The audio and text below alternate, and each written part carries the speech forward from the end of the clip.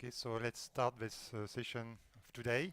So let me remind you that yesterday we started to discuss the simplest of all black holes, namely the Schwarzschild black hole. And we started by examining the solution in the standard coordinates, which are so-called Schwarzschild-Drost coordinates.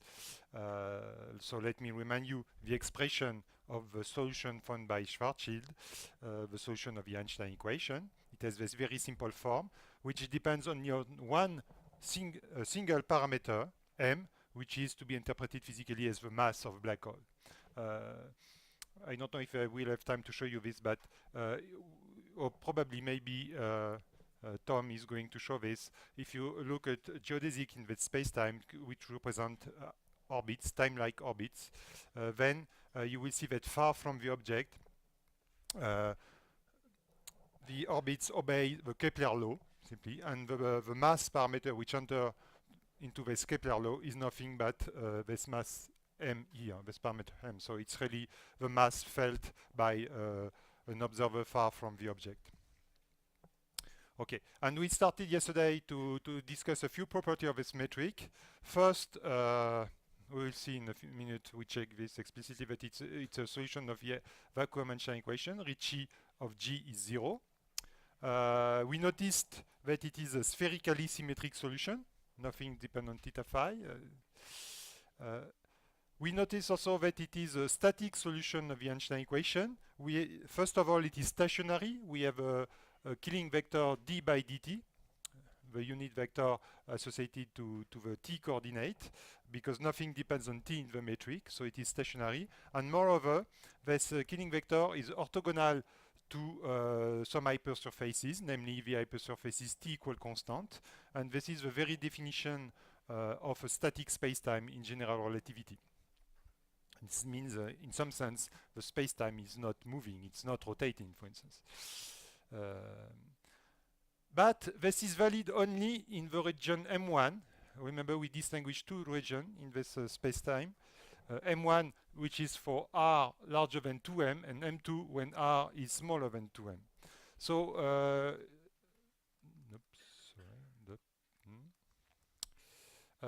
this is because the scalar square of psi is given by GTT, and it is negative, meaning that psi is time-like only in M1. In M2, on the contrary, if you look at that sign, we have that GTT is positive, which means that psi is space-like, and so this means that it's not does not correspond really to a time translation in the physical sense. It's a translation still, so we have invariance by translation in that region, but it's not physically a time translation because the vector is space-like, it's not time-like. So we cannot say that it is static in region M2. And finally, we notice that the space-time is asymptotically flat.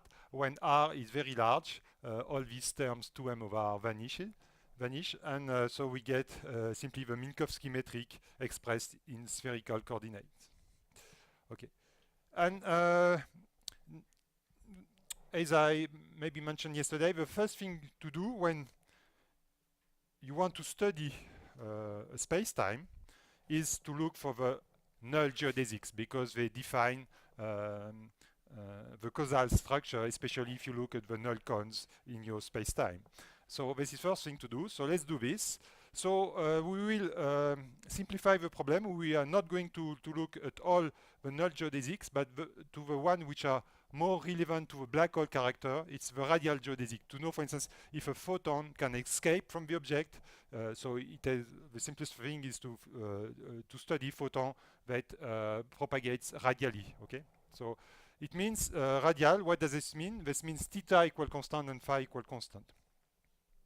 Even since we are in spherically symmetric spacetime, we can give a coordinate invariant definition of this. This is the trajectory which are orthogonal to the two spheres. So because we have these spheres of symmetry, and so okay, but this is so the radial thing. So this means in the metric we are going to do d phi d theta equals 0 because theta is constant, and d phi equals 0.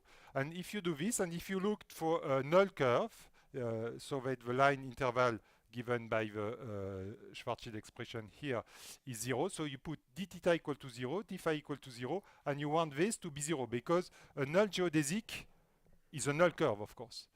Let me remind you that the converse is not true. We saw the other day that, for instance, in Minkowski spacetime, we could have a null helix, which is not a geodesic of Minkowski spacetime. So it is a necessary condition, but it's not a sufficient condition. So it's a necessary, so let's do this. We have to have a null curve. So this means actually, if you look again at the matrix, if this is 0, then we have to have this relation between dt square and dr square along the geodesic. And when I take the square root, I don't have to forget to put a plus or minus here when I take the square root, and I have this quantity here. Okay, so we notice because of this plus or minus that actually we have two families of radial null geodesics. One that we may qualify of outgoing. We will see this is a kind of definition. It does not necessarily correspond to a physical situation. We will see why. By convention, we will call outgoing the one with a plus sign here. So when I put a plus sign here and I integrate this relation, it's very elementary integration. It let appear a logarithm of this guy here, and with some absolute values here. And I have a constant of integration that I call u. Okay. So u is a constant. And the other family is when I have a minus sign. So again, I can integrate. I get simply a minus sign here and minus sign here. And I have again a constant of integration that I call v. Okay, so this is my two families. So each family is parameterized by either u or v. Okay, and we may represent, for instance, very well these two families. We may understand why we call them outgoing and ingoing. It's by analogy, for instance, with the Minkowski spacetime, because in Minkowski we can recover Minkowski by letting m be 0, so this coefficient would be 0 here, okay, and then you will have simply t plus r equal u. So in Minkowski, these two families will become simply, first one will be t plus r equal u, and the second one will be no, sorry, t is equal to r plus u, and the second one will become simply minus r plus v. Okay. And you can maybe, if you want, okay. Then you will recognize the two family of null geodesics, radial null geodesics in Minkowski. The first one, this is they behave like this. This is these 45-degree lines. Okay. This is, for instance, u equals 0 is here, goes through the origin, and then you have u equals something, and so on. And then the other ones, they are like this because of this minus sign here. They are the ingoing ones, okay, in Minkowski. And so locally, they define the null cones of Minkowski. So for Minkowski, it should be like this, if I set m to be 0. But in the case of Schwarzschild, it has to be something else. Before to show the plot, or maybe I can, well, let me show the, well, let's follow this. So by getting these two families, actually we get a priori two family null curves. As I insisted, there remains to check that they are actually geodesics. So how to do this? Well, by definition, a geodesic has to obey the geodesic equation.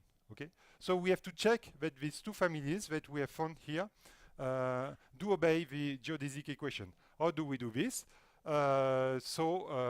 Actually, we have to find a parameter along these curves, and it turns out that a parameter which satisfies this equation is lambda equal r. So I left you as an exercise to check that if you parameterize these curves, you can say r is a parameter along my curve, that they do obey this equation. I give you some indication, for instance.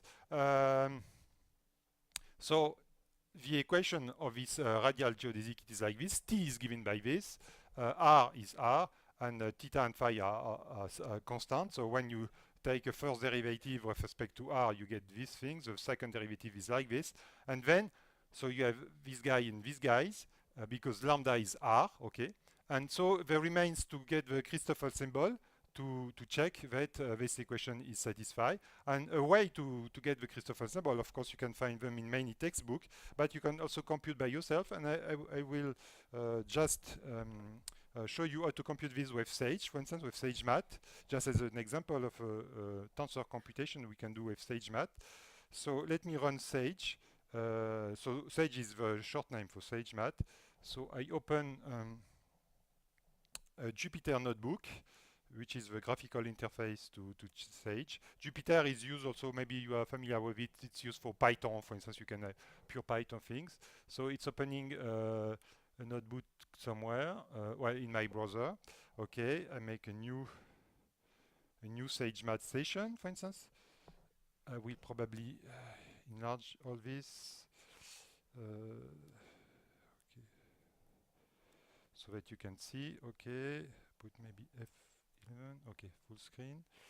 Okay, so first thing to do is to declare a manifold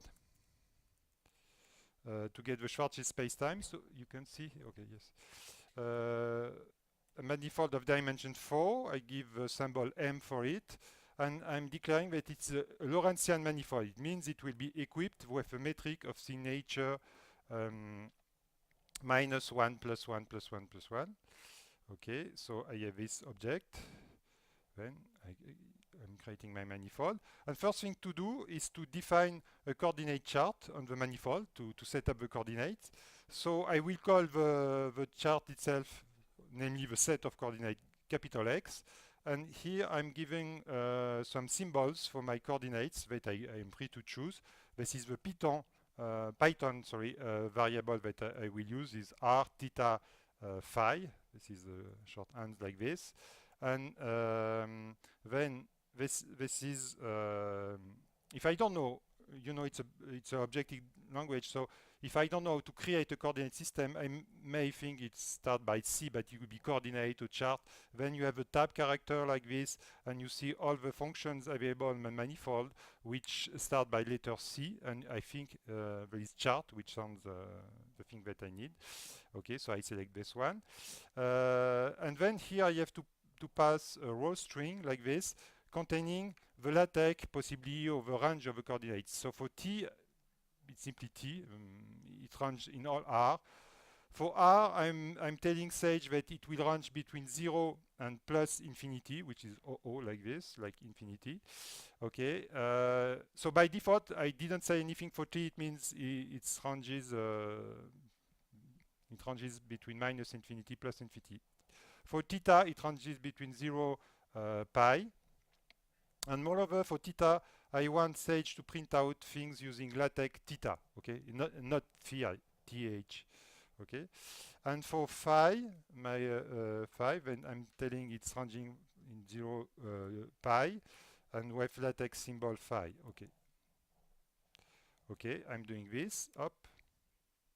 He's creating the chart, he's creating the vector frames and things like this. If I'm asking what is x, oh, okay, he's printing like this, so I will tell him to use LaTeX to have an output, display LaTeX like this. So now if I ask again what is x, it looks better using LaTeX to display things, otherwise it's displayed like this. Okay, now I have to define the metric. So the metric depends on one parameter, which is the mass. So I declare the mass as a symbolic variable. It's a symbolic expression. In Sage, it's the command var, like variable, which is symbolic. And I tell Sage that m has to be positive or 0. This can be used in simplification of some expression. Okay, so I have this variable. And now I can define the metric like this simply. I get the metric. Again, if I don't know how to do, I will check what is starting with m. There is a function metric here. I get the metric of my Lorentzian manifold, and I initialize it to the Schwarzschild values. So here I simply enter the value that I know for the Schwarzschild metric, which is -1 for G not 0 is GTT. So please check that I'm not doing any mistake at this stage.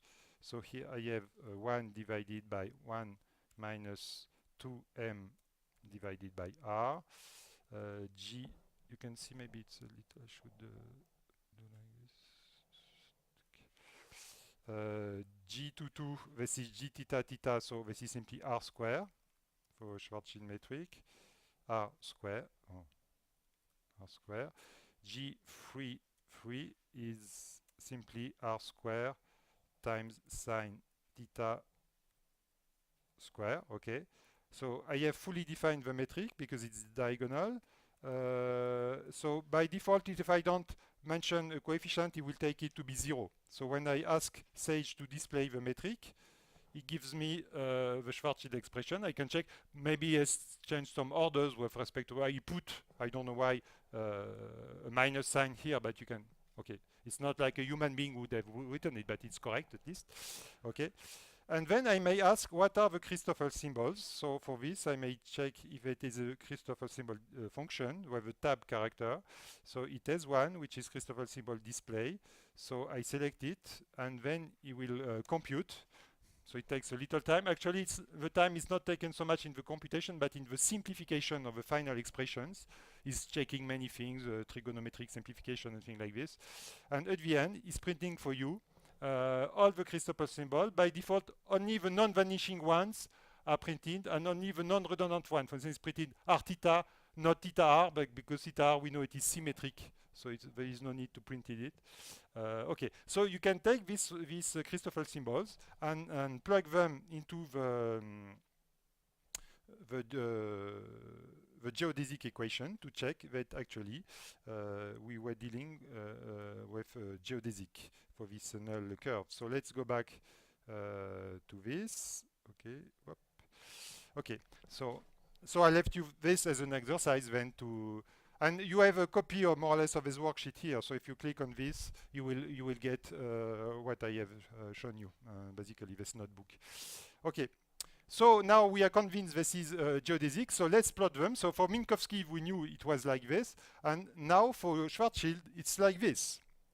It's like this. And so it looks more complicated. First of all, for Minkowski, it was straight lines. Here, it's no longer straight line. But one thing is reassuring is that when we are going to the asymptotic region, namely when R is large, it looks again like Minkowski. So the convention is that the solid lines, this is the outgoing ones, the U equal constant ones, and the dashed line, this is the V equal constant one, so namely the ingoing one. So it looks like Minkowski. It is 45-degree lines, okay, far from the what we will call the black hole. But here, when R is close to 2m, things look much more complicated, and in particular below 2m's they look really complicated. What I have drawn in yellow here is some future null cones. So they are delimited by on one side by the not going geodesic, on the other side by ingoing geodesics. So here they all point to the future in the space-time. And here we notice that the geodesic accumulate here. So this is M1 region, M2 region. For the time being, I have excluded R equal to M from the space-time region because let me remind you our definition, our provisory definition of a space-time. This is MSD for Schwarzschild-Drost. It was the union of M1 and M2, and if you noticed the definition of M1 and M2, I have excluded on purpose R equal to M from the space-time because I noticed that the metric components are singular at that location. Okay, and I will comment further the singularity, of course. This is a key point. But inside, something looks quite weird. Instead of looking, usually in a space-time diagram, the future is up and the past is down. Okay, so here the future looks to be to the left. But we should not be so much surprised about this because we noticed that for R below 2m, the d by dt vector, the unit vector here, is no longer time-like. It is space-like. So that direction is no longer the direction of a time. It's a kind of direction of space. And on the contrary, if we look at the d by dr vector, the unit vector in R, its norm is given by this number, which is negative. So the scalar square, let me check this. If I take the unit vector dr, so this vector here, d by dr, if I look at its scalar square with a space-like metric G, what is it? Let me remind you that This is what Tom is noting ER, and he gave this formula that G alpha beta, this is nothing but here alpha dot, I think you were using dot, E beta. So it means it is what I call the scalar product with the metric G alpha E beta, okay?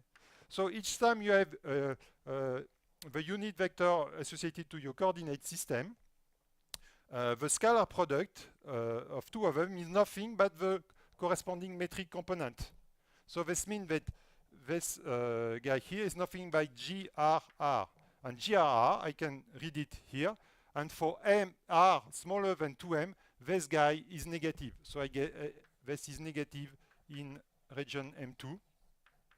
So this means that my vector d by dr is time-like. Okay. So actually, in this diagram that I've drawn here, in terms of t coordinates and r coordinates, the time-like direction is that direction. It's the r direction. Okay. Hence, the icon looks like this. Okay, we will see a better space-time diagram in a moment. Okay. And to see a better space-time diagram, actually, we have to use better coordinates on Schwarzschild space-time because, as we have seen, this GRR is diverging at r equal to m because it's 1 over 1 minus 2m over r. And let's first remove this divergence by changing the coordinates, and we're going to use this the Eddington-Winckelstein coordinates that we have seen already. So physically, the idea to introduce these coordinates is like this.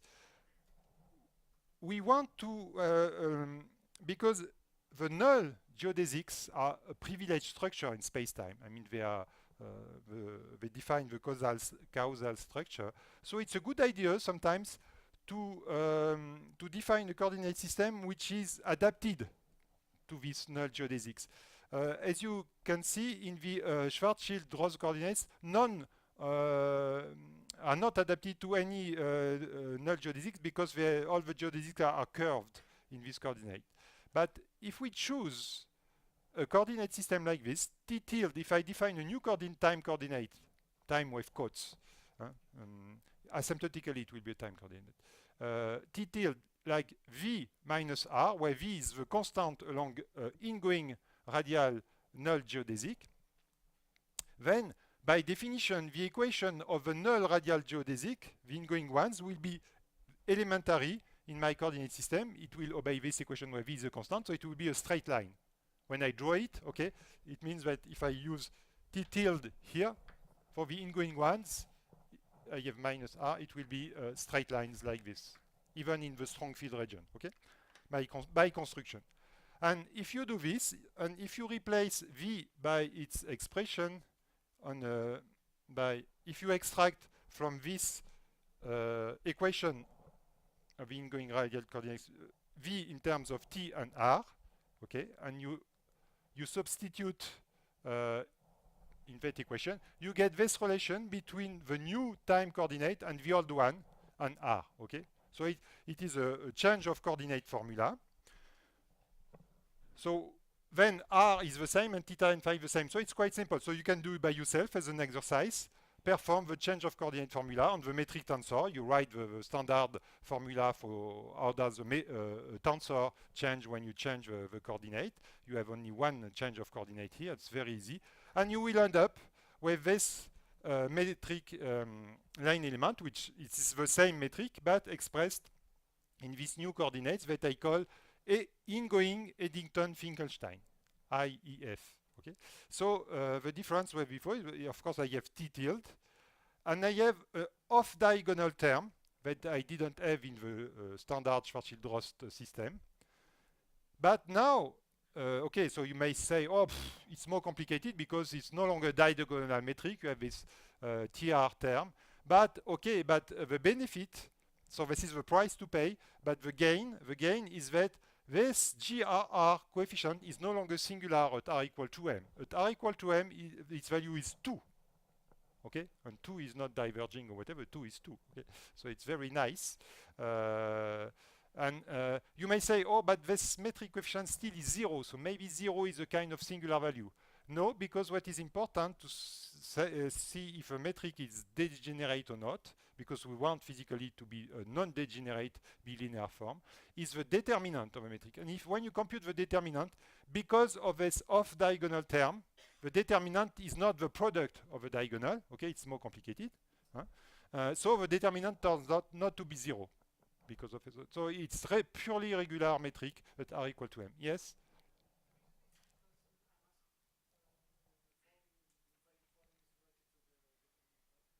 Yes, this is one in physical interpretation of a determinant, but also basically what you want to have a well-behaved metric is to be invertible, because you know in many formula, for instance in the Christopher symbol formula, you are using this guy, where this is upstairs, and this guy, this is nothing but the inverse as a matrix. If you consider G as a matrix in some coordinate system, so a component, so this is simply the component of the inverse matrix. So you want the matrix of component to be invertible. And a necessary and sufficient condition for matrix to be invertible is that its determinant must not vanish. Okay, so here, as a simple exercise, compute the determinant of this component. It is non-zero, except on the axis, but this is the standard coordinate singularities of spherical coordinates. For instance, it's 0 when sine theta is 0 and so on. But otherwise, it's well behaved at r equal to m. So this is so saying that determinant of G as a matrix is non-zero means that G as a matrix is invertible, and this is what we call, if we consider that G is a bilinear form, this is equivalent to say that G is non-degenerate. This is the definition of being non-degenerate. Or if you want, so this is a physical requirement. We don't want to deal with a space-time metric that is degenerate. It will no longer be a metric. You cannot take the invert, so you can make nothing. Yeah.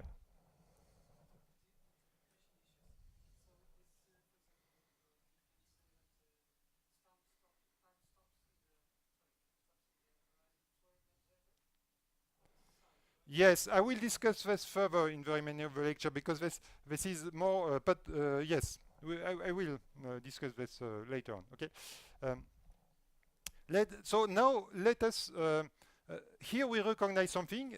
This is actually the metric that we use to study the so-called Schwarzschild horizon. In the first lecture, you remember we introduced these three kinds of null hypersurfaces. We had the null hyperplane in Minkowski. We had the null cone again in Minkowski spacetime. And finally, we had the Schwarzschild horizon in Schwarzschild spacetime, actually. And actually, it was exactly this one, except that in lecture one, I used T, because there was no point to distinguish. We use only one-time coordinates, so I used T instead of T tilde. Here I'm using more conventional convention, keeping T for the Schwarzschild-Drost coordinate, and using T tilde for the Eddington-Finkelstein one, but it's the same metric component. And the reason why we use this in the first lecture, because we wanted to focus on this null hypersurface, the null Schwarzschild horizon, and because the Schwarzschild-Drost coordinate are singular just at that location, it would have been a very bad idea to use them to study these null hypersurfaces, because the coordinates you are using are singular on it, so you can study nothing. Whereas with these coordinates, you can really study the horizon itself. Okay. And now, so this is more or less what I was saying. And since we have removed this pathology of the Schwarzschild-Drost coordinates, we may say actually it was a coordinate pathology. This is what we call in general relativity a coordinate singularity.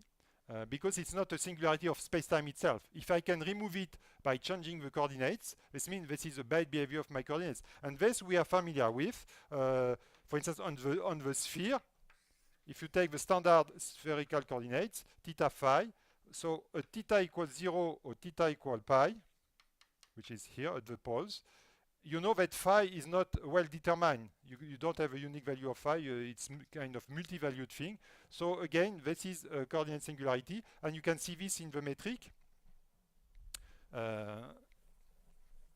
Thomas has written the expression on the metric on the sphere a few minutes ago, like this. He wrote as a, well, can write as a matrix. Remember, it was r square, where r is the radius of a sphere, r square sine square theta 0.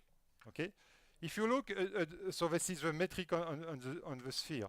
If you look at the determinant of this metric, the determinant is r to the 4 sine square theta. And you see that the determinant vanishes actually at the two poles, theta equals 0 and theta equals pi. You may say, oh, this is bad. This cannot be the metric on the sphere because it is degenerate at some point. I cannot take it as a metric. No, the metric is good. Simply your coordinates are bad at this point. So this reflects a coordinate singularity. The vanishing of sine theta at some points reflect a mere coordinate singularity of spherical coordinate. And as you know, mathematically speaking, if you want to deal with a sphere as a two-dimensional manifold in a regular way, you have to introduce at least two coordinate systems to cover the entire manifold, two non-singular coordinate systems. You can choose the two stereographic system, stereographic projection for the north pole or for the south pole, or you can use two spherical coordinate system, things like this, but you have to introduce at least two coordinate system to describe a sphere in a regular way with no pathology like this, with the determinant which vanishes and so on. Okay. So this we are familiar with coordinate singularity. They occur already on the ordinary sphere. And it is exactly the same thing with this Schwarzschild-Rosse coordinate. Of course, this took time to people to realize this. And actually, if you look at the name of this coordinate, it's Eddington-Finkelstein. Actually, it turns out that Eddington very early, I think it was 1924, 26 maybe, he wrote a paper where he performed this change of coordinate explicitly. Eddington say, let's perform this, and he computed the change of coordinates. He obtained this. But the aim of Eddington was not to show that the singularity at r equal to m is pathological, because at that time people believed it was the center of a black hole. Let me remind you that r equal to m was called the Schwarzschild sphere or something like this. People had not clear idea about black hole at that time. It was a kind of surprising thing. And Eddington, it turns out that Eddington, his aim was to compare Einstein's general relativity to another theory due to Whittaker, I think, which is completely forgotten today. So he performed this change of coordinates to bring the line element in more or less similar shape. And he completely did not notice, at least he didn't write it in the paper, that this line element is completely regular at r equal to m. So Eddington, in some sense, failed to recognize, although he did the job, I mean, he did the change of coordinates, he failed to recognize, or he was not interested by this question, probably, at that time, that the space-time is regular at r equal to m. It was only later, in the 30s, that Lemaitre, in Belgium, by another change of coordinate, not that one, but another one that I'm not going to show today, proved that nothing is singular at r equal to m. He introduced another coordinate system which is regular at r equal to m. And then in the 50s, Finkelstein rediscovered the Eddington system and studied it more deeply. So this is why of course, Finkelstein pointed out that it is regular at r equal to m. This is why it bears the name Eddington-Finkelstein. Okay. So this is fixed. R equal to m is a coordinate singularity. Now, in this metric, if you look again, there is another singularity, which was, of course, already present in the Schwarzschild form, Schwarzschild-Rosse form, which is here. We had two singularities in Schwarzschild-Rosse. One is r equal to m because of this minus 1 power here, and the second is r equals 0. R equals 0, this term is diverging. Okay, this one becomes 0 then, but this term is diverging, and the determinant is diverging. Okay, so it was bad. We move to Eddington-Finkelstein coordinates. okay, we get no longer any issue with r equal to m, but still we have an issue with r equal 0. This is still diverging. Or we may say, oh, maybe again this is a coordinate singularity. Of course, you may say, oh no, but we know from Euclidean geometry that r equals 0 is also a coordinate singularity. At r equals 0, you can no longer define theta and phi. They are multiple defined, so we are not surprised. But it's not because we call this guy r that it has to have the same property than the usual radial coordinate. Okay, we are in GR, we coordinate has no specific meaning. So if we had called it x, for instance, you would be surprised that you have a singularity at x equals 0. Okay, so we have to be cautious about this. It's not because it's called r that it has to be singular as a coordinate at r equals 0. And actually, it turns out that you cannot remove this singularity by a change of coordinates. For instance, if you were in Euclidean space, you know you can remove it. You move from spherical coordinates to Cartesian one, okay, x, y, z, and then you don't have any singularity at the origin. Here, you may try as long as you want. You will never remove it. The reason is that it's a real space-time singularity, namely the curvature diverge there, and a way to represent this is to form the scalar, because it will be a scalar field. This is the Riemann tensor, so it's nice that Thomas introduced it just before this lecture. The Riemann curvature tensor, if you perform this full contraction of it, so it's kind of square of the Riemann, if you want to take the square of the tensor. So you perform a summation on the all repeated indices, mu, nu, rho, and sigma. What do you get? You get a scalar field. It means it is really a function of space-time which is independent of the coordinate. Its value at a given space-time point should not depend on the coordinate system. So if you can prove that this value is diverging at some point, this field is a scalar field. It's a scalar field. If it is diverging for all coordinate system. It does not depend, its value as a field does not depend on the coordinate system. So let's compute the value of a scalar in any coordinate system, and we may choose the Schwarzschild-Ross coordinate system, for instance, to compute its value. And we will find this quantity here. And again, we can compute this easily because maybe you don't want to do this by hand, but you can use Sage. Again, we can go back to our notebook that was just here. Okay. In this notebook, we can, so here we computed the Christoffel symbols. Let me make it full screen. But we can compute further things like the Ricci tensor, for instance, first to check that we are dealing with a solution of the Einstein equation. So the Ricci tensor, we have a metric G. Again, we may check what we can do with this metric. We have many functions, but one should be called Ricci or Riemann and blah, blah, blah. So yes, we have Ricci. So we have Ricci scalar, we have Riemann, you see all these things. So I will call Ricci, and he's computing something. So just, well, the output is simply Ricci of G, okay. But what is it? Let me more explicit. Ricci of G by asking display it, and he will display on my basis, he displays 0.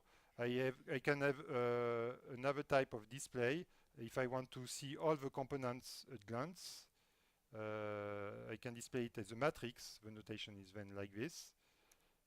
Okay, it's really 0. Whereas, for instance, if I ask to display G as a matrix, it's not 0. Okay, but here the Ricci tensor is identically 0. So we are just checking that Schwarzschild metric is a solution of Einstein equation. Now we want to take the Riemann tensor. So as we have seen, we have this method Riemann.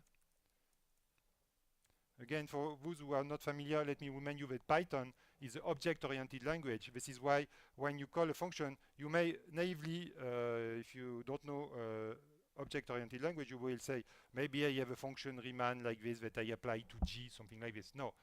In object-oriented language, you start from the object, because it's object-oriented. My object is the metric, and then I call function on it with a dot notation. So this is the same notation in Python, in C++, in Java, in all object-oriented language. This is, but here we're using Python.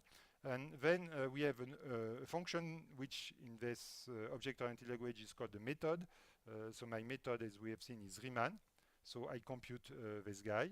And I ask what it is. It says Riemann of G. But now if I ask for a display, I give it a name. I call it capital R, it is no longer 0. And here we are finding something also which is related to what Tom explained, is that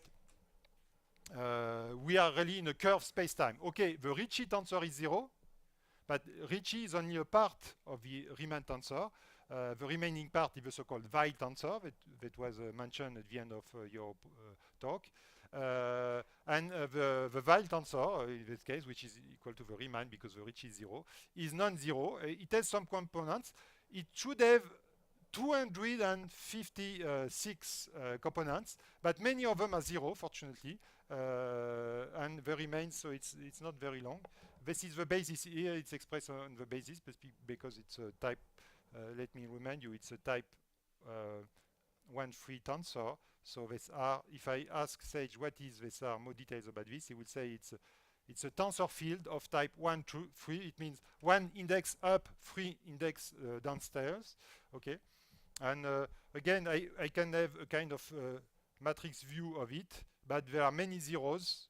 This is here. You should have 226 numbers. Most of them are zeros. Okay.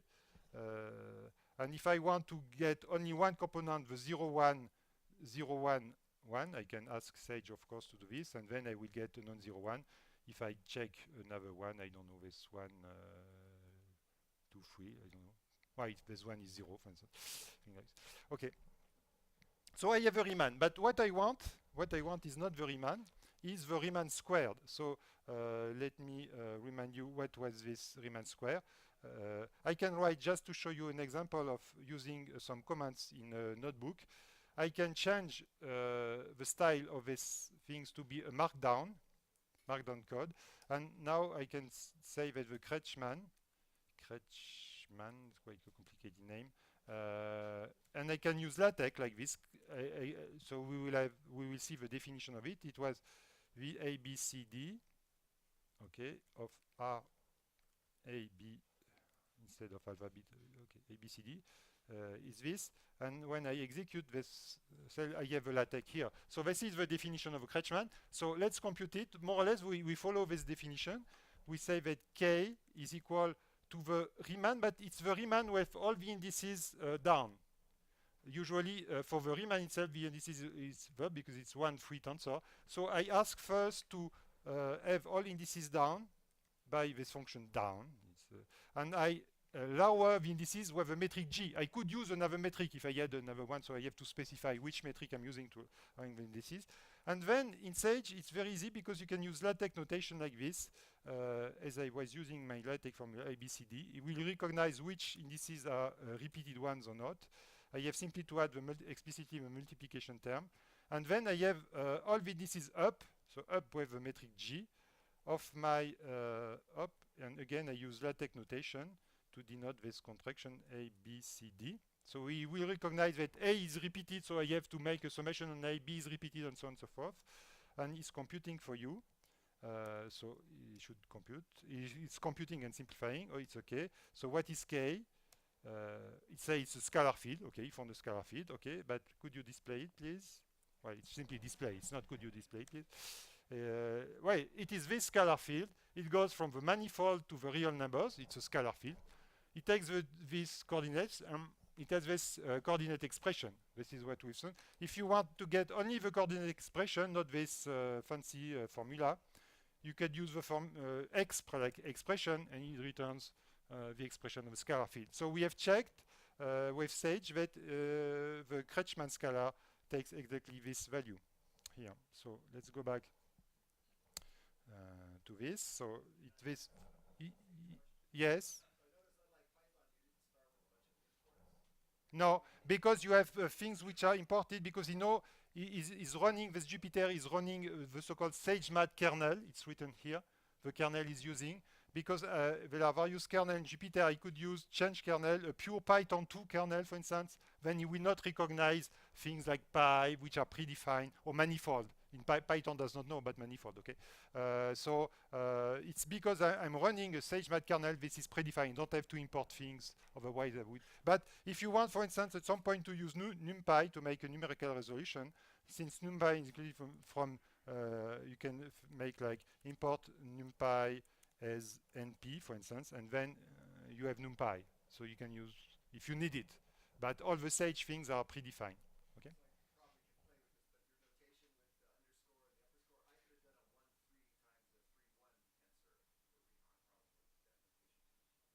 Sorry, the one free. Sorry.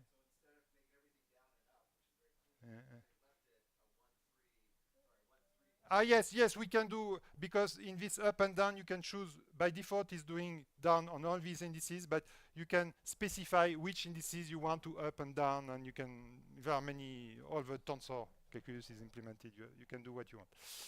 Okay, so let's move back to this. Okay, check 5.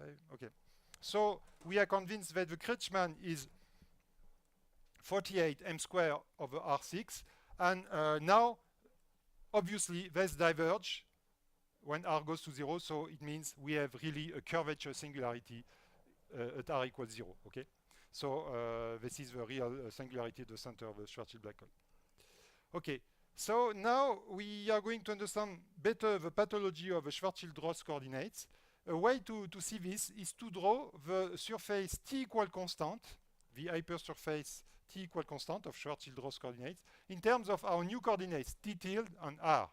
And we see that indeed at r equal to m, the surface t equal constant have a kind of pathology, because we would have expected that the surface t equal constant produce a nice foliation of space-time. This is, for instance, this is how numerical relativity is doing. In numerical relativity, when you compute a space-time, for instance, binary black hole space-time and things like this, you start from a slice t equals 0. You give some initial data which has to satisfy the so-called constraint equation of general relativity. It's a complicated problem by itself. And then with the computer, you evolve in time. So you have a slicing of space-time. Numerically speaking, you construct the space-time slice by slice, and each slice is t equal constant. And if you use the Schwarzschild-Ross coordinates to do this, it would be a very bad idea, but because you see your slicing is singular at r equal to m. So this is a pictorial representation of the singularity of Schwarzschild-Ross coordinates at r equal to m. Okay. No, it should be t tilde. This is very important. This is t equal constant represented in terms of t tilde. If it was t, we'd have, okay? Huh? Okay, but, okay. So the slicing is singular, and now that we are using this Eddington-Fickelstein coordinate, so we can, since they are regular at r equal to m, we are going to formally reincorporate r equal to m into the space-time. So we define a new space-time, which is the old space-time plus hypersurface, which is r equal to m. So now my whole space-time would be like this. It's r, this is the guy which is spanned by t. This is the range of r. Now all values between 0 is excluded still because it's a singularity of space. I don't want it in my space-time.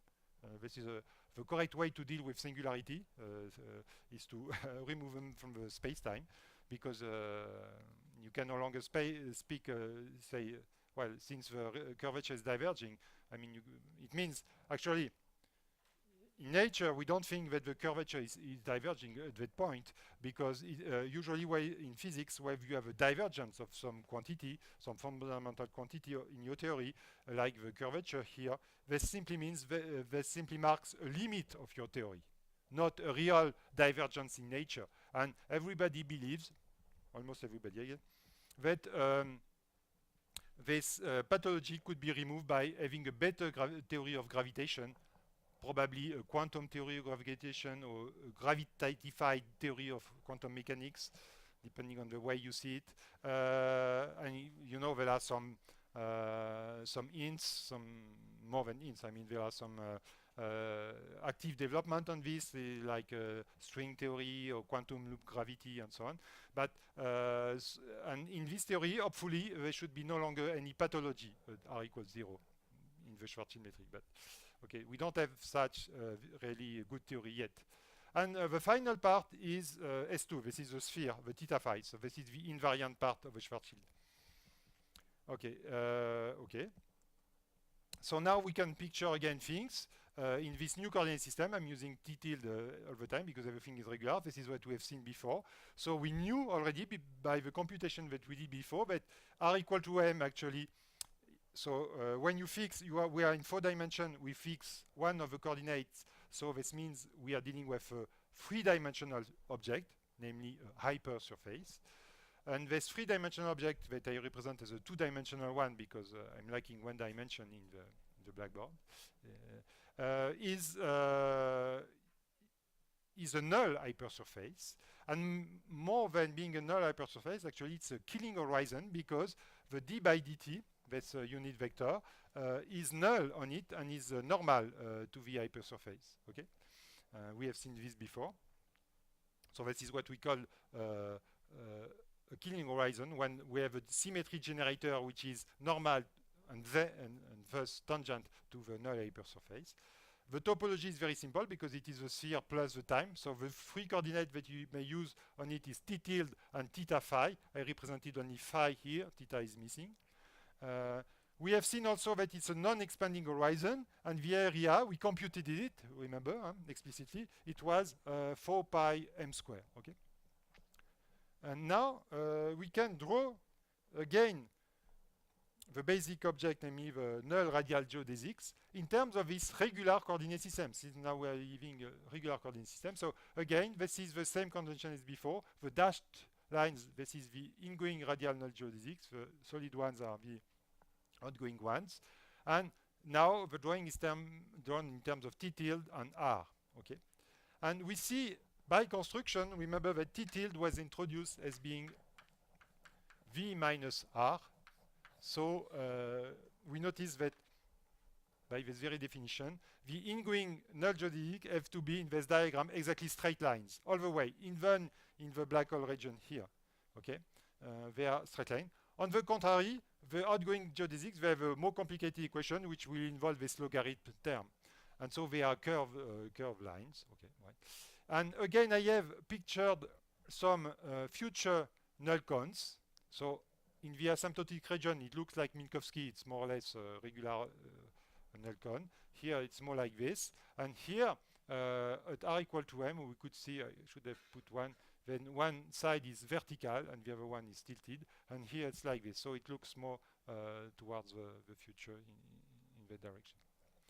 And we can see immediately on this picture that this is indeed a black hole region. This is the region that we call M2. This is still M1. And we see that here, in this region, all the null geodesics are going inward, actually. Although the solid ones, the solid family, we call it outgoing family. But this is the name that we gave, okay? Because asymptotically, they are really outgoing. Here, they are ingoings. All of them are ingoing. This is, well, okay, yes. They're ingoing, and these ones are ingoing. So here you have no choice but to move. If you are moving on a timeline curve, you have to move from the past null cone to the future null cone like this. So you have no choice but going to r equals 0 to hit the central curvature singularity. And let me mention that curvature singularity, physically, what does this mean? Curvature can be represented by tidal forces. So you will feel differential gravitational pull, and so all structural objects are completely dislocated when they approach a curvature singularity. Okay. Okay. And yes. Yes. Yes, if you view it in a space-time thing. Of course, if you have a space section, a t equal constant section, it's a sphere, so it has a section as a spherical topology, it's a sphere.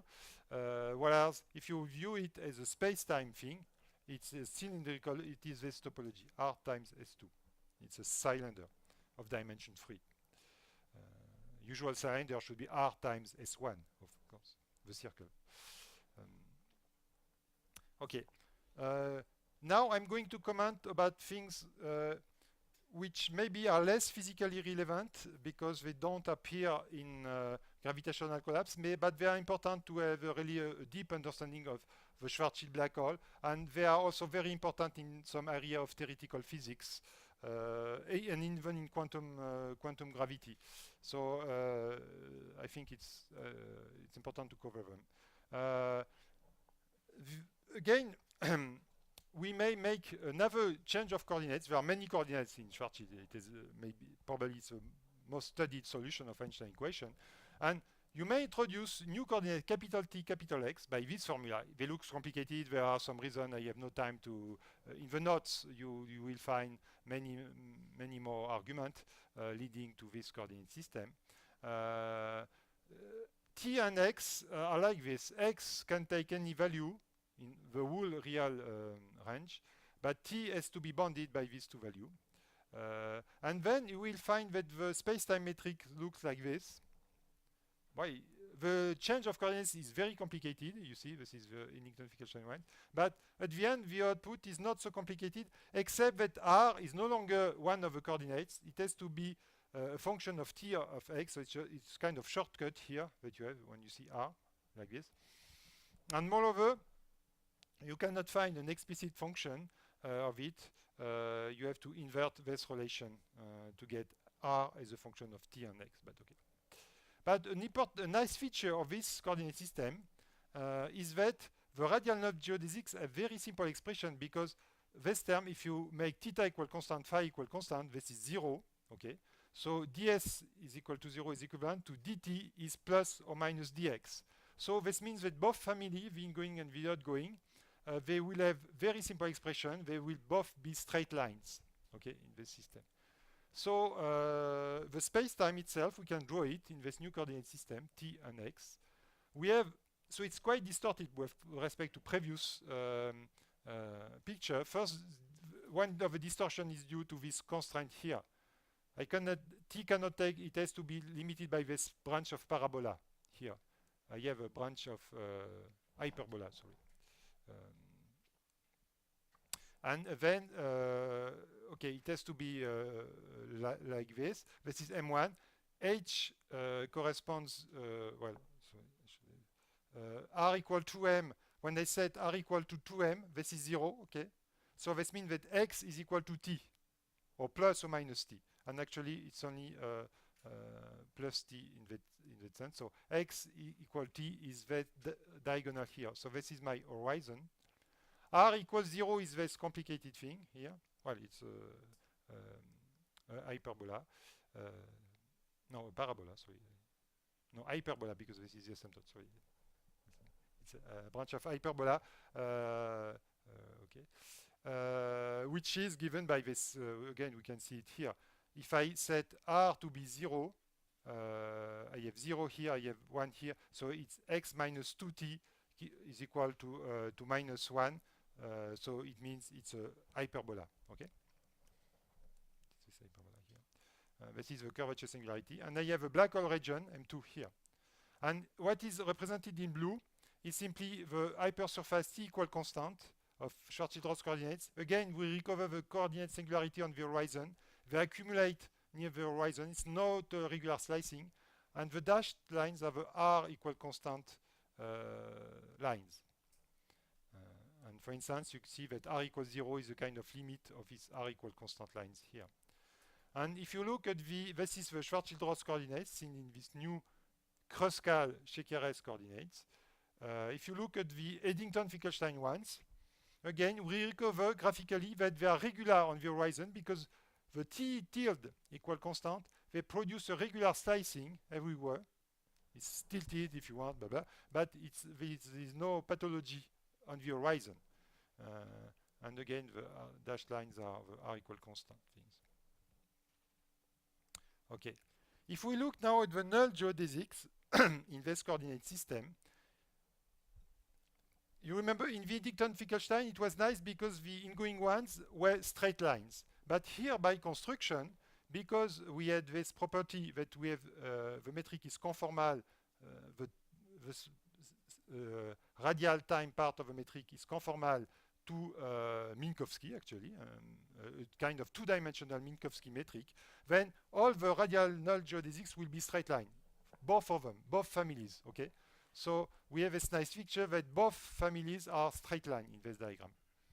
Although the boundaries of the space-time are complicated, the null geodesics are straight line, and we recover the black hole region. This one can escape, but this one will hit the singularity here. They are trapped in the black hole region. Okay, we recover this. And the ingoing ones, they are going to hit the black hole singularity. And one reason why also I am introducing this diagram, because it makes us introduce the concept of complete space-time or incomplete space-time. We may notice that a funny thing happens for this null geodesic here.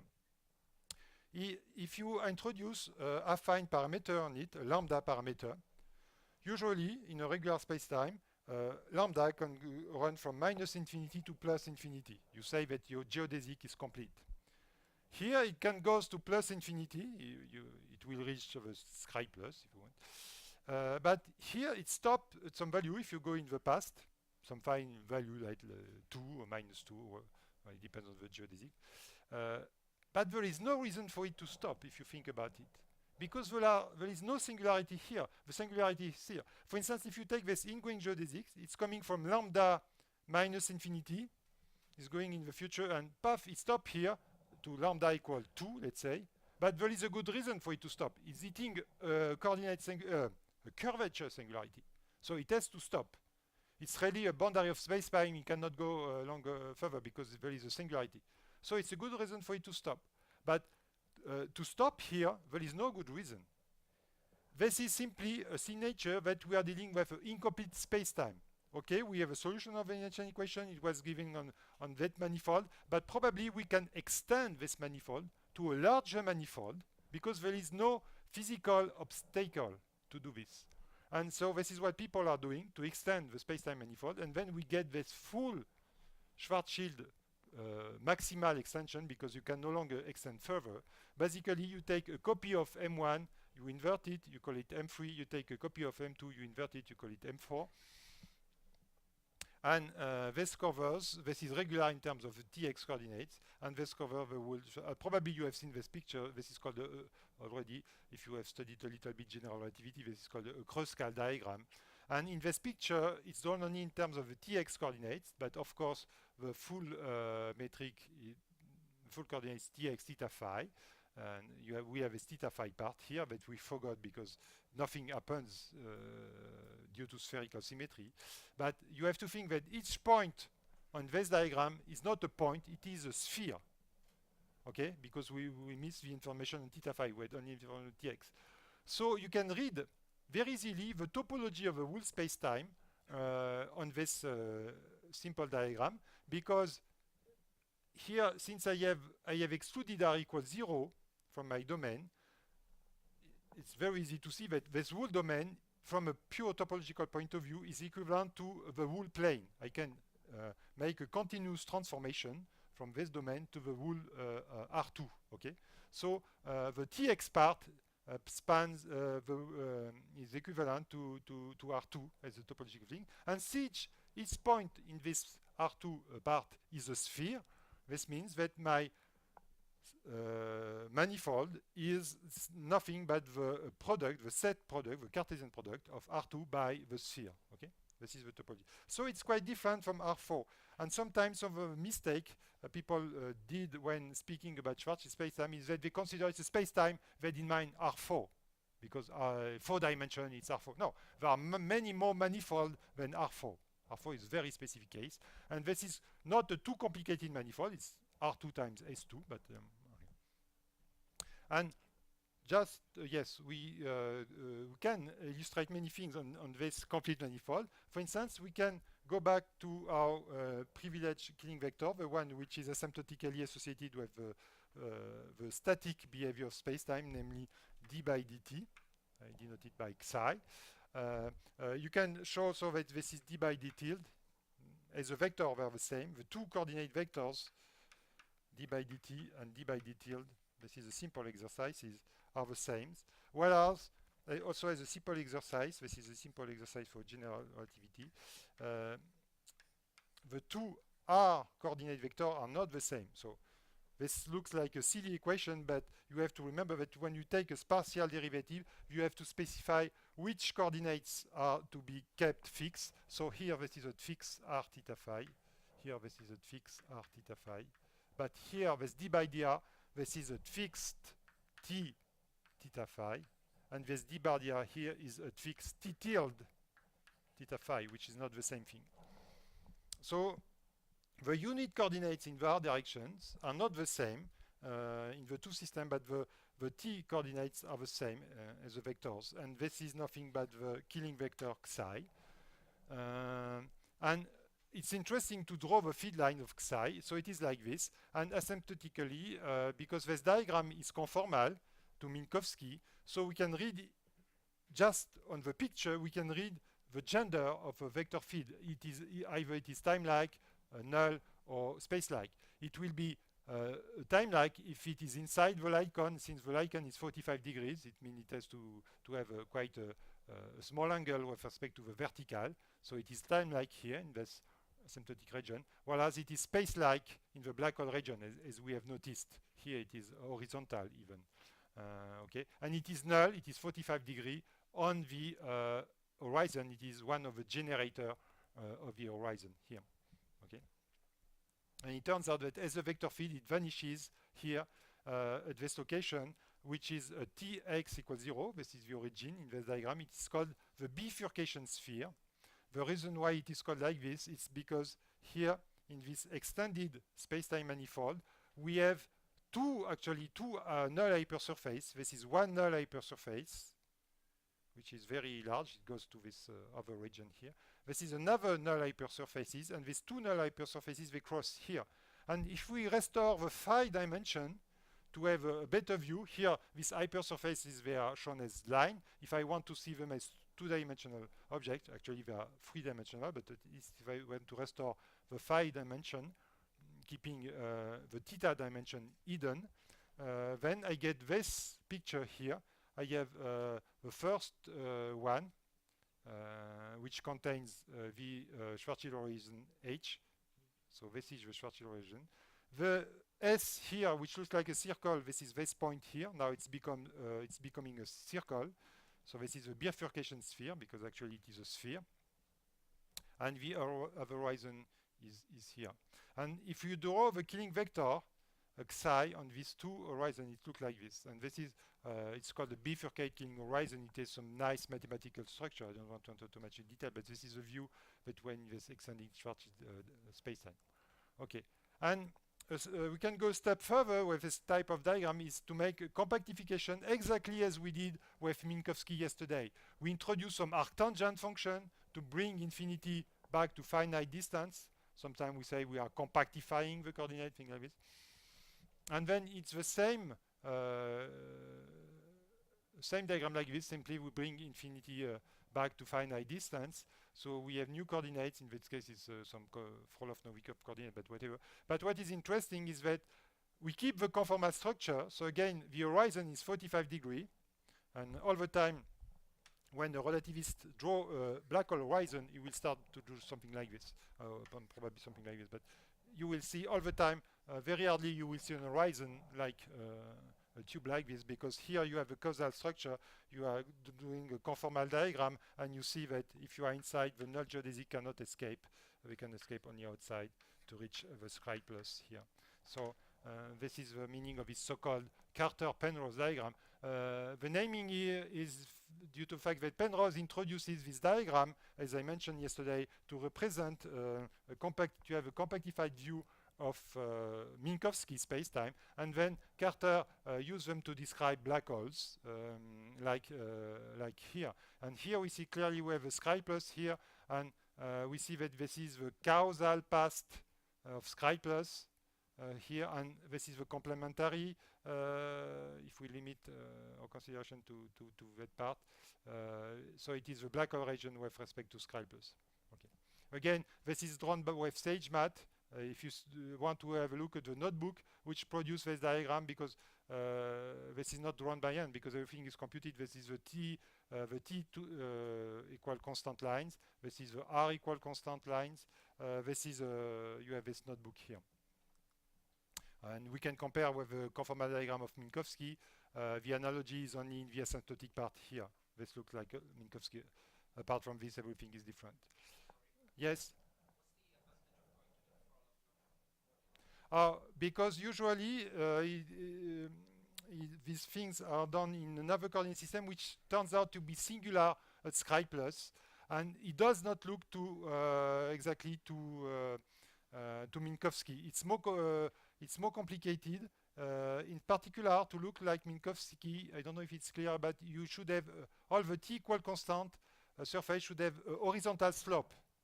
In the standard coordinate which are used to draw Carter-Penrose diagram, you don't have horizontal slope. So it looks different from Minkowski, but it's a coordinate artifact. In this Frolov-Novikov coordinate, everything looks really like Minkowski. The price to pay is that the r equals 0, which in the standard diagram is a straight line, but it's a mere coordinate effect. Here it's no longer a straight line, it's something more complicated like this. But the infinity looks like Minkowski. Yeah.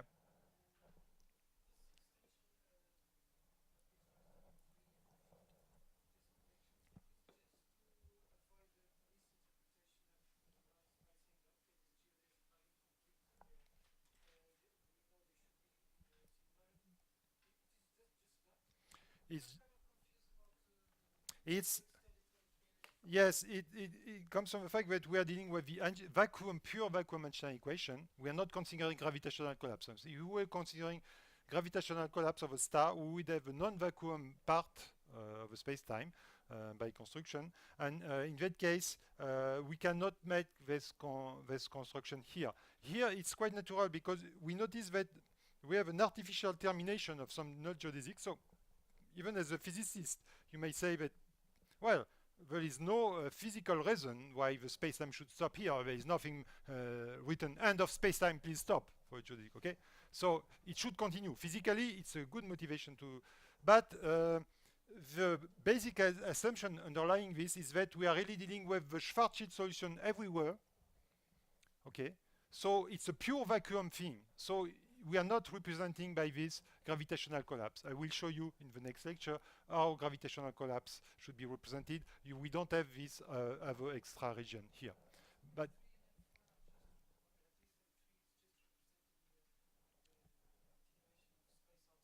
outside, yes. Outside the, so if you, and even you can notice that you cannot reach it from, if you say this is our space, we are outside the black hole, okay? If we move, okay, inside the black hole, if you move on a time like this, you have no choice but to hit the singularity. You can never go to M3, visit M3, okay? It's completely impossible. Even if you are a photon, you will itch here. You cannot never, okay. So it's not physical, well, you cannot reach it in that sense. Yes?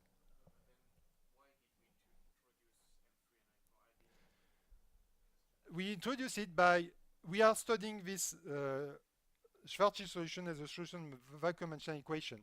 And we notice that in that part here, we have a kind of artificial boundary. So physically, it's a good motivation to extend it. So it could be that we live, this is a full solution of Einstein equation. So it means that we could live in a space where there is no matter or negligible amount of matter, just us, no big galaxies, nothing. And we have simply one black hole, and we will have this region. It's not because we cannot visit them that they don't exist, okay? This is the same thing in cosmology. In the expanding universe, there are parts depending on the cosmological model, and you have this, for instance, in De Sitter universe. There is parts of the universe that you will never be able to visit, or you will even never be able to receive any information of this universe. But this is such cosmological model. So it could be, but of course this is not the reality, I think, but we live in a space-time with only one black hole, and there is another part, but we can never see it, okay? But, okay. I will comment further on this in the remaining by discussing the Einstein-Rosen bridge. because this is something that you find also usually, and this is also sometimes a wormhole, and in science fiction it is used, and some big errors are said about this guys. So what is the Einstein-Rosen bridge? Is that since we have now this full picture of a maximally extended Schwarzschild spacetime, we may wonder about visualizing a t equal constant hypersurface, because now t, this is a conformal diagram, t is a well-behaved time coordinate everywhere. So t equal constant is a kind of snapshot at a given t, okay, at given time, with this capital time here, of a space-time. And we may first look at a t equals 0. So t equals 0, we see clearly it's a space-like surface. I see clearly because it's outside the light cones, which again are 45 degrees here, so it's space-like. So it's kind of ordinary free space. Sx that probably it's curved, okay? And moreover, it's not exactly like ordinary free space, because let me remind you the topology. Each point here is a sphere. So the topology of this guy is the real line that we see here times a sphere. So it's not R3 topology, it's R times, so the topology of the t equals 0 hypersurface as the topology R times the sphere, two-dimensional sphere S2. Okay. And a way to visualize it, because it's more complicated than the Euclidean space, but it's space-like, so we may think about embedding it into the Euclidean space. But to do this, we have to reduce one dimension, and I will select now the equatorial part of it. Theta is pi over 2, because on this manifold I have three coordinates: x, theta, phi. Here we are just seeing x like this, but each point again, this is theta phi, this is a sphere. So now I take the equator of a sphere. I could take any part of a sphere because I have spherical symmetry. So I don't lose any information by just selecting, looking what happens at the equator. Okay, so I take theta equal pi over 2. This is the equator. Equator of the hypersurface t equals 0. Okay. So what is this guy? This guy is a two-dimensional surface now. And moreover, it has a positive defined light metric. It has a standard space-like signature, plus plus. So it's a two-dimensional surface. So it's like the sphere. It's a two-dimensional surface with a Riemannian metric. So I may think about visualizing this surface. Okay. And okay, so this I will skip. This is the result. It does not look like a sphere, but it looks like a surface. So, and the surface bears names. It's called a Flamm paraboloid because it's a paraboloid of revolution. So it's not a new type of surface that we magically discovered by studying the Einstein equation. It's quite elementary surface. Its topology, because we started from R cross S2, when we fix the equator, of course, the topology becomes only R times the circle. Okay, we focus on the equator of a sphere. And this is that we have. It has a cylinder topology, okay?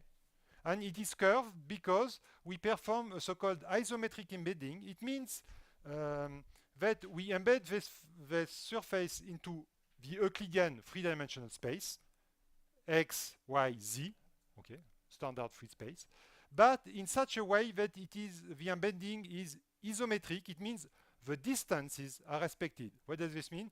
In my Euclidean space, I have the usual Pythagorean distance, okay? And here, what I see is that it is the physical distance, I mean the distance induced by the space-time metric. It means when I measure with my standard Euclidean metric, the distance between 2 points, this is exactly the space-time distance, the distance given by the physical metric g. We respect the the distance, so it's isometric. So this is the view of the surface. In particular, the minimal area, which is located here. We have a minimal area, and if we go to the space-time point of view, it's like this. Here the area goes to plus infinity. It shrinks. The minimal area is reached actually at the bifurcation sphere. It's not zero. It's something, and then it goes again. So this kind of cylinder it has been tilted. It looks like this, okay? But in this diagram, the axis is otherwise. Maybe it would have been better to draw it the other way, but okay. It's not a time thing here, it's simply for the embedding. So this picture you find quite commonly when you want to have a kind of logo for representing a black hole. Most of the time we're representing this. And sometimes some mistakes are done. For instance, some people say, oh, the singularity is at the center of black hole. It's here, inside, in the middle. No, because in the middle, first of all, you are no longer in space-time because you are in vacuum. You are not on the paraboloid, okay? So you are in the embedding space-time, which has no physical meaning whatsoever. It's simply for graphical representation that we're using it, okay? And if you look at the space-time diagram, you will see that the singularity actually is quite far apart from this. Here we're dealing with this hypersurface, and the singularity does not even touch it. It's far away. So there is no point in representing the singularity on this diagram, okay? It's not there. It's simply a minimal surface. Moreover, this minimal surface give you this representation, so give you that taking a spaceship, I can take this way and go out here. This would be nice, but okay, don't forget that again, if you're in space-time, you take a spaceship, you don't do this, you do something like this. You have to move on a time-like curve. You cannot go follow this space-like thing, okay?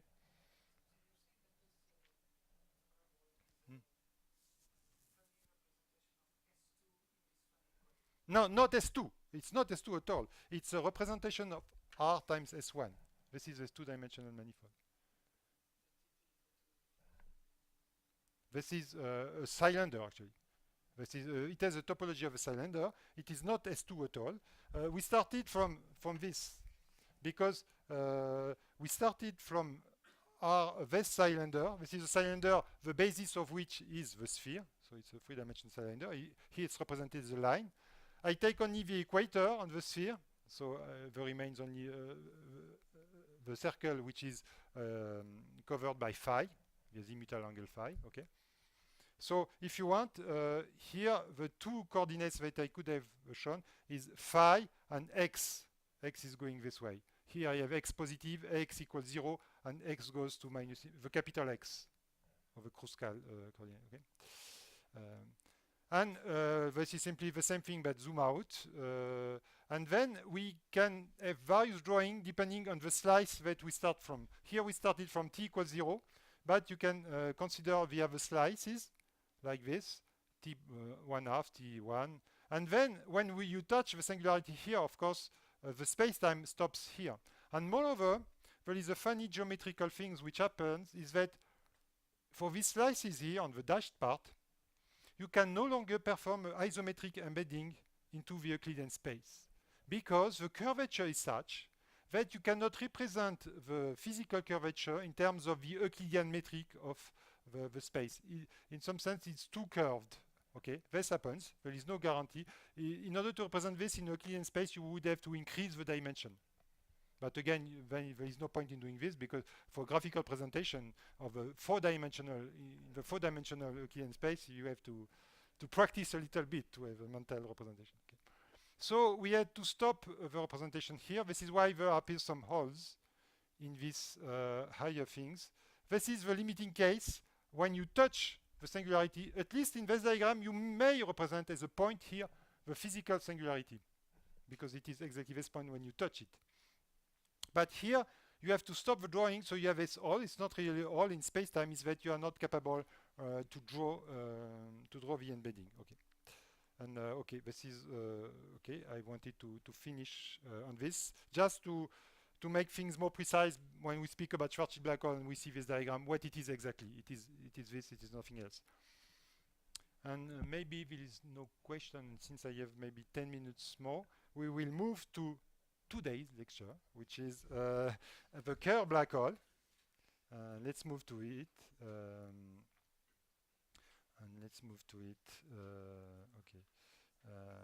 Up. I will jump directly to it, like this. So the Kerr black hole. This is you can view it at rotating generalization of a Schwarzschild black hole. As we have seen, the Schwarzschild is spherically symmetric, it is static, nothing is really moving in terms of space-time. Here we're going pardon, to understand, to investigate a solution which has been found by Kerr quite lately, if you think about it, because Schwarzschild, it was a few weeks after Einstein wrote the Einstein equation, okay? And here it's not a few weeks, it's a few decades, okay, after 1955. It's almost 5 decades.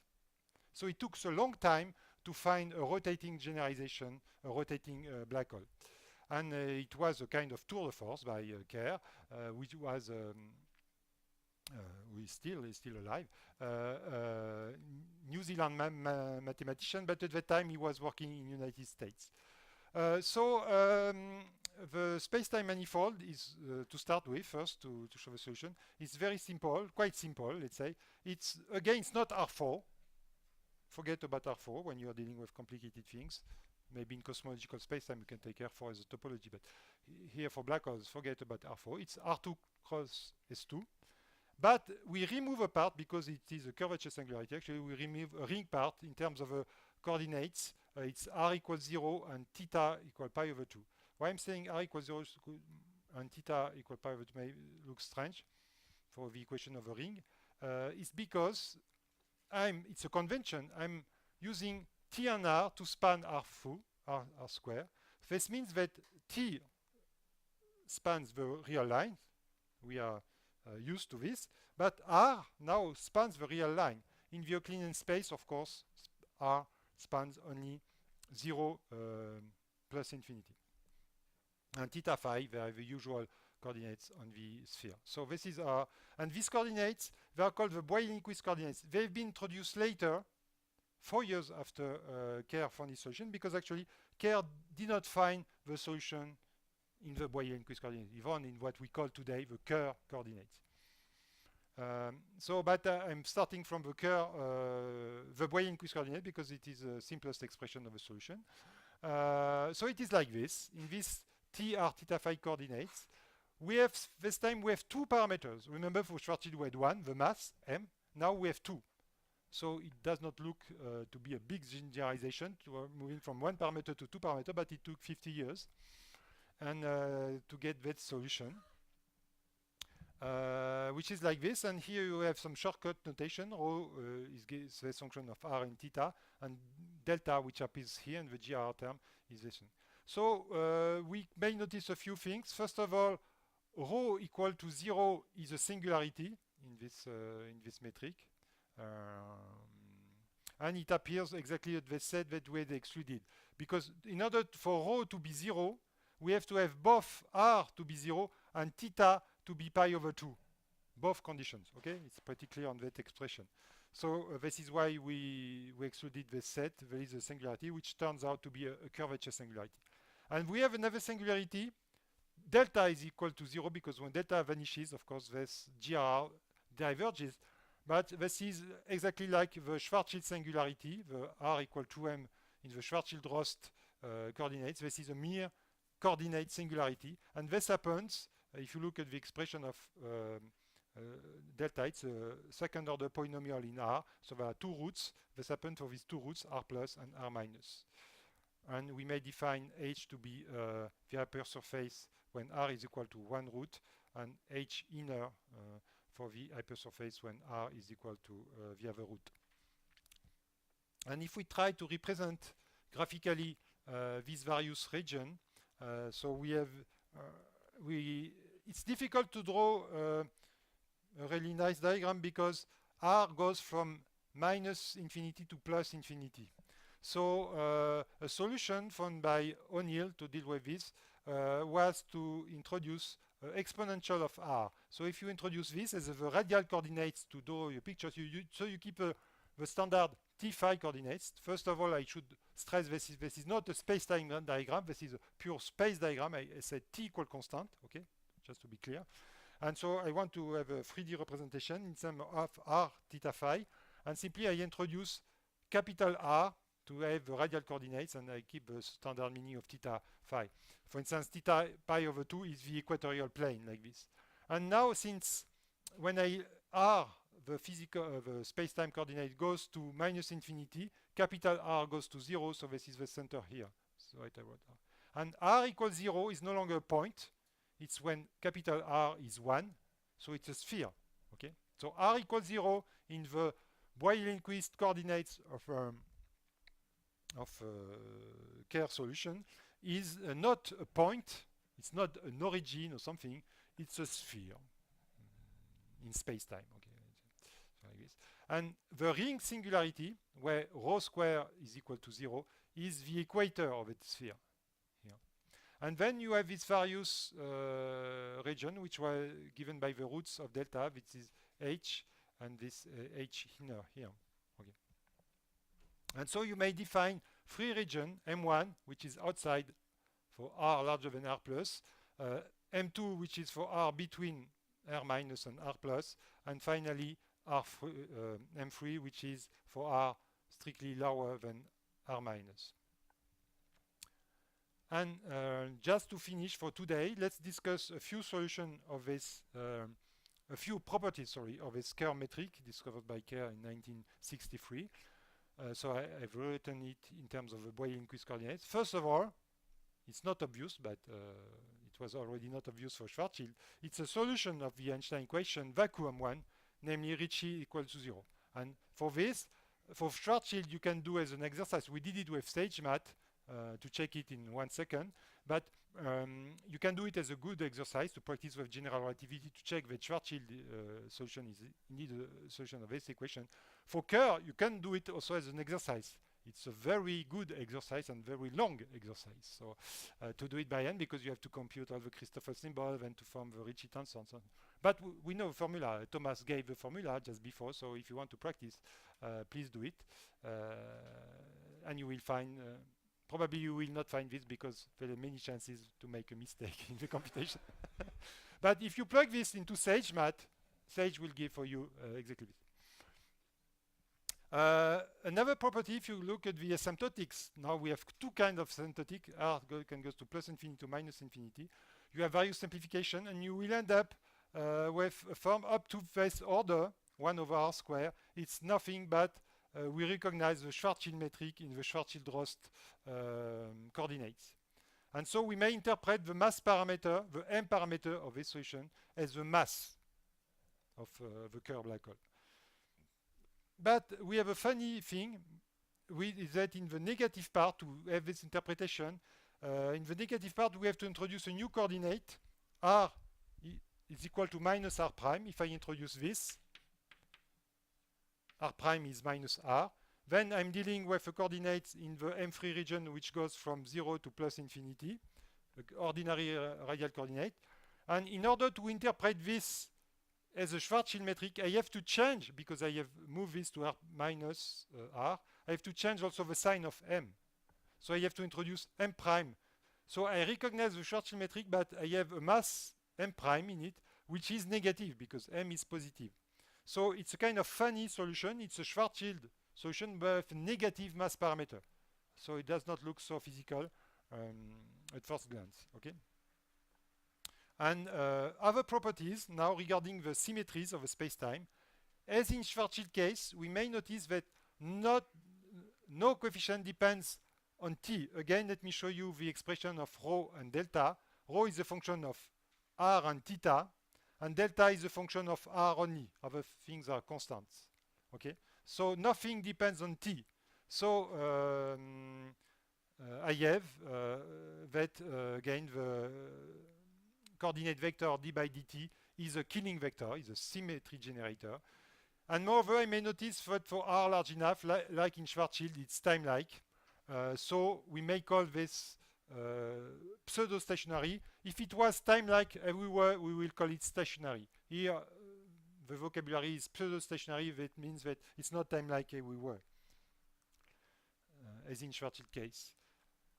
Also, we may understand, okay, it's stationary. Is it static?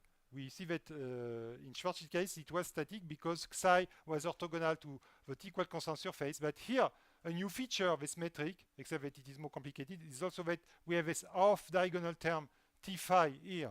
And when A is non-zero, this term is not zero. So this makes that psi cannot be orthogonal to the hypersurface because we have psi if I take the scalar product of psi by d phi, by this vector, this is g t phi, so this is non-zero, and this vector is tangent to the t equal surface, to the t equal constant hypersurface. So this means that psi cannot be orthogonal to that hypersurface because it's not orthogonal to one of the tangent vector. Okay, so by definition, we cannot say that the space-time is static, so it's non-static.